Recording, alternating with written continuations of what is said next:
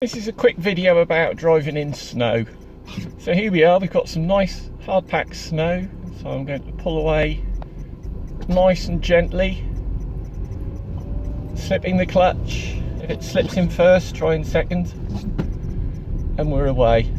Now actually there is a surprising amount of grip on this snow, as long as you don't take it for granted.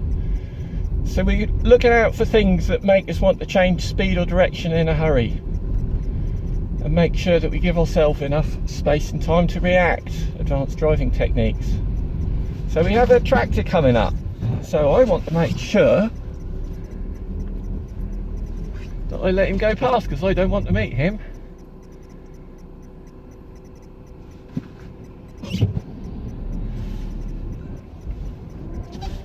And the good news with that one is, I know there aren't any drifts ahead. Right, so here we are, we're pulling away again.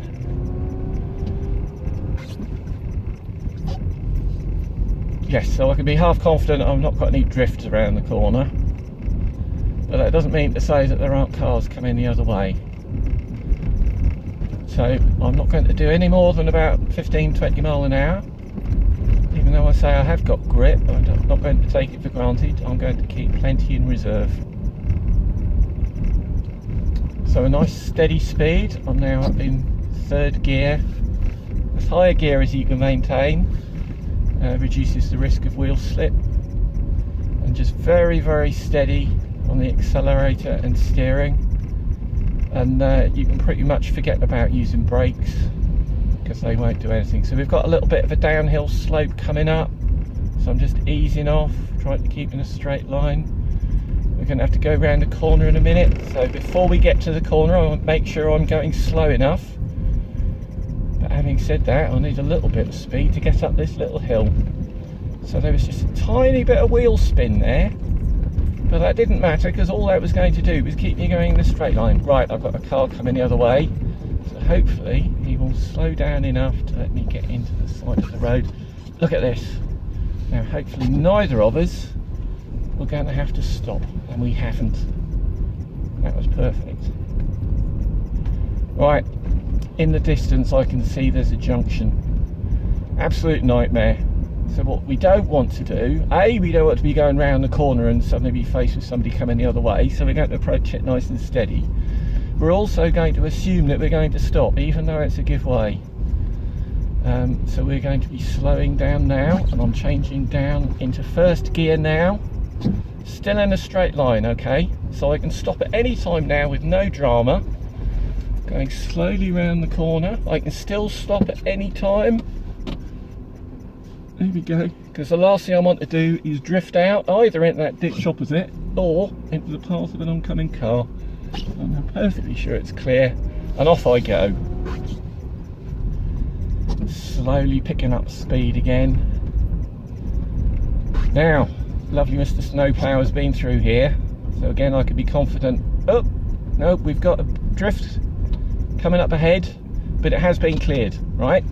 This one here, I would not get through in my little car. That is too deep. I would just bottom out. Even if our friendly Land Rovers and what have you had been through, what they end up doing is putting cart tracks in, and the bit of snow in the middle, a normal car would just sit high and dry on. So if I saw that in this car, I would not attempt to go any further. I'm looking at this here, and there's sign that this has been drifting as well. At the moment I can see road underneath, so I know that there's only worst case an inch or two of snow on here. In any car driven well on half decent tyres, you should be all right along here.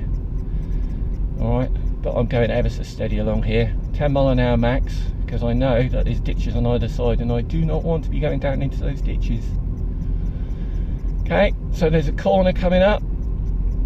I know I'm going slow enough to get around this corner. If not, I would be slowing down now, changing gears and all the rest of it. So as I'm approaching the corner, I'm driving. Oh, look at these snow drifts. You would not have wanted to have been stuck in these the other night in the cold with the snow blowing, because you would have just got buried. Right, so I'm going very cautiously along here. just to make sure there is still plenty of ground. There is nothing built up in the middle that I'm going to bottom out on. Wow. Even Land Rovers wouldn't have got through this the other day. You'd have needed to have been a tractor and dug your way through.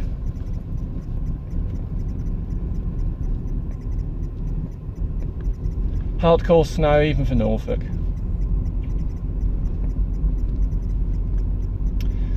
So we can see ditches down on the side. Lovely drifting through there. There must have been a good foot going through here.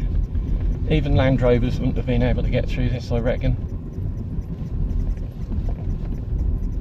Certainly not without taking silly risks.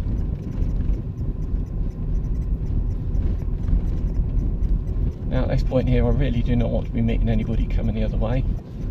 At the moment it's still hard packed snow, so I have loads of grip. When it starts to thaw, or even worse, if it thaws and then freezes again and that turns to ice, that could be horrendous. Right, the end of my journey is up ahead and I've got safely through.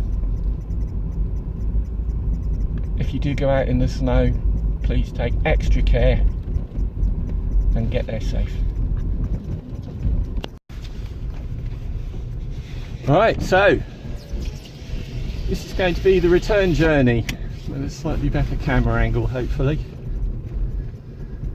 And I'm in convoy behind brother-in-law.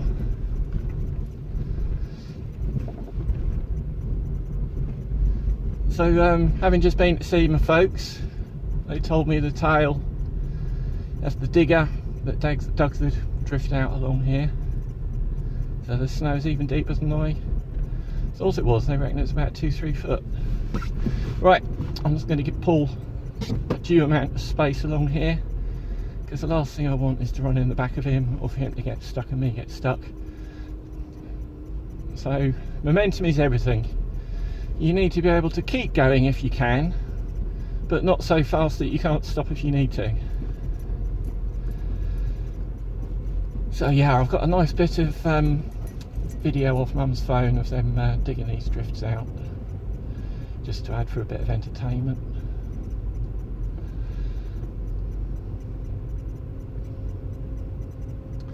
So I'm in a, what's this, a little Nissan Note. Now I do actually have snow tyres fitted. Snow tyres are, the rubber compound is specially designed to stay softer at lower temperatures, and the tread pattern is designed to grab snow. The reason I bothered swapping them over for my spare winter set, which is a bit of a faff, when was it? Wednesday afternoon I went out, and the tyres that were on, there was just no grip at all, and it was dangerous. So I decided to go back and spend the hour that it took to swap the tyres over. But it's a real hard decision to make, because we so rarely get decent snow like this that I have the grief of having a pile of spare tyres, and the time it takes to swap them over and whatnot. Plus fuel consumption probably goes up about 50% on winter tyres, but they are lovely and grippy. They still don't help get you through snow when it's too deep. So just like Land Rovers, don't think you're immune just because you're in a Land Rover. You're not. You can still head up with a bit of snow that is too deep.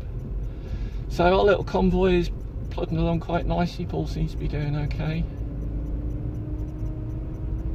Just maintaining a nice steady speed, and I'm not right up his what's it, so I'm not crowding him.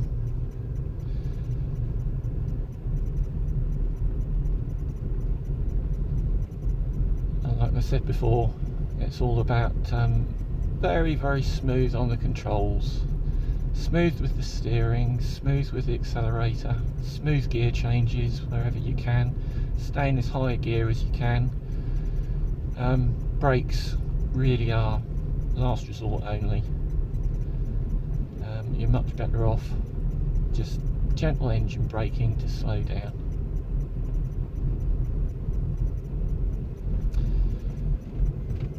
And then coming up to this junction again, up ahead. So again, as we go around this junction, we're going to turn right. We just need to be prepared for cars suddenly appearing and coming the other way. But it's our right of way this time. Well, I say that for the first half. We still might have to give way at the second half.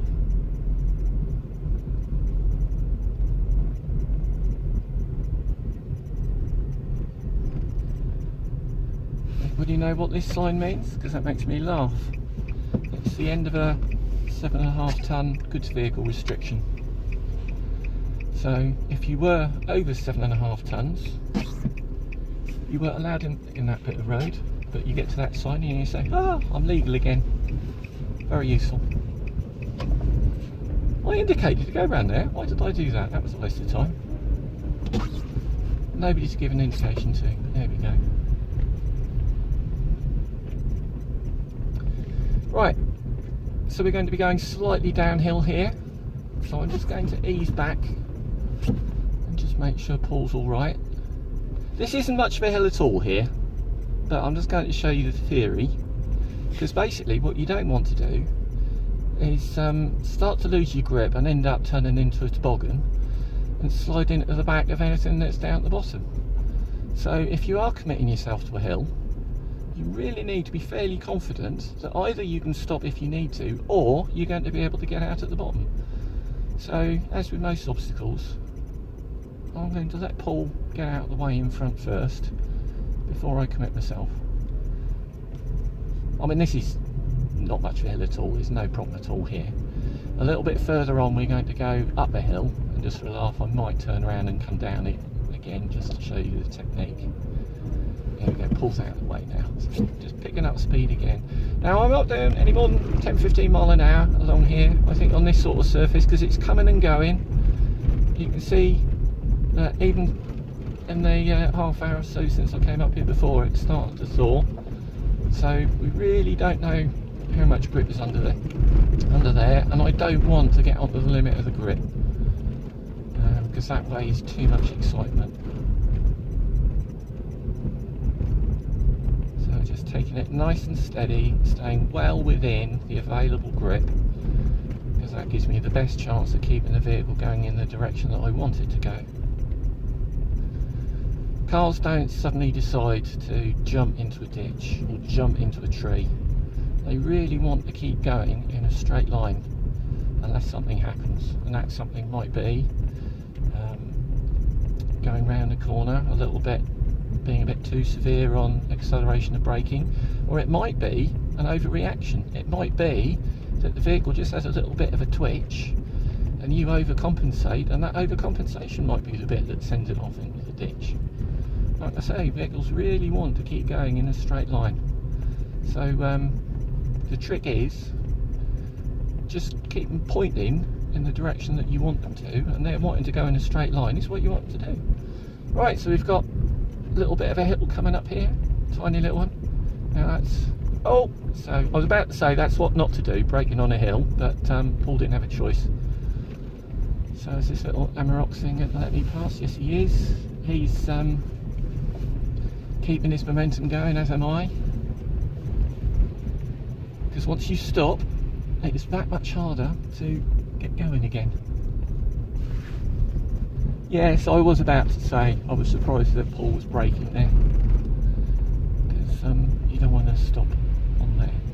Right, so just up ahead we're going to go round over a tiny little bridge, round a little corner, and then there is a very long hill. Now I'm hoping Paul is going to be able to make it up there. He's done well so far, so I'm sure he will. But what I don't want to do is him to get halfway up and then stop, which will then stop me being able to get up to the top. Even worse, I don't want him to get halfway up, stop, and then start sliding backwards into me. So before I commit to going up this hill, I'm going to be making sure that the car in front is definitely out of the way. So I'm on the wrong side of the road so I can get visibility around this corner, and I still can't see him. Right, so I'm picking up speed. There's a bit of grip here. Oh, did you feel that spin? Right, there's a bit of grip here. So while I've got some grip, I'm just picking up a little bit of speed and momentum. Now this is a delicate balancing act because you don't want too much, but here there'll be less grip, so I might need a bit of momentum to overcome wheel spin. Okay, I'm just maintaining a steady speed, trying to keep my momentum up. If there's any wheel spin, I'll just drop back on the accelerator. Keep going up to the top. Now there was no drama there at all, which is just how we want it. And pull on normal tyres, not particularly special at all. In fact, looking at them, I'd have thought they'd have been pretty bad on snow. There we go. He got up that hill as well with no drama. So he's safely home. Stopped here at this junction, like a good boy. Right, and I'm going to do a U-ey, and I'm going to go back down that hill just for a laugh. Sorry, that was me and my big boots. Put my foot on the accelerator at the same time as the brake. That's one disadvantage of driving in wellies. Make sure you can fully access the controls. Right. Back down here. I'm going to watch this little Fiat thing have a go down the hill.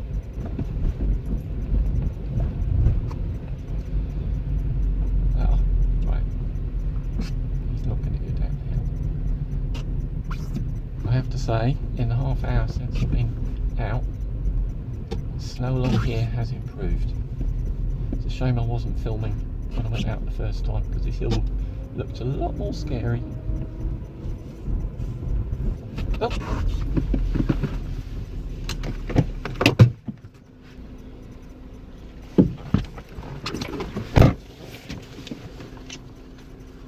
I'm just seeing if the little Fiat wanted a hand in her driveway, but she says she's going to park outside. Right, so here's the hill from the top. I can see it's clear all the way to the bottom. I'm in first gear. My feet are off everything. Alright, so I'm now relying on engine braking to keep me going down steadily. Alright, because the last thing I want is to grip the brake away and ending up coming down here like a bobsled. So I don't care, it's going to take me 10 minutes to get to the bottom, as long as I get to the bottom safely. So, low gear this time, so that I've got engine braking. Feet off everything, and just let the engine do the work. No drama whatsoever. And if you don't think that is going to work, don't attempt to go down the hill, because you will just end up in a pile at the bottom, feeling very sad for yourself. Alright. If you see a pile of cars at the bottom of the hill, probably not a good idea to give it a try. And off we go. Happy days.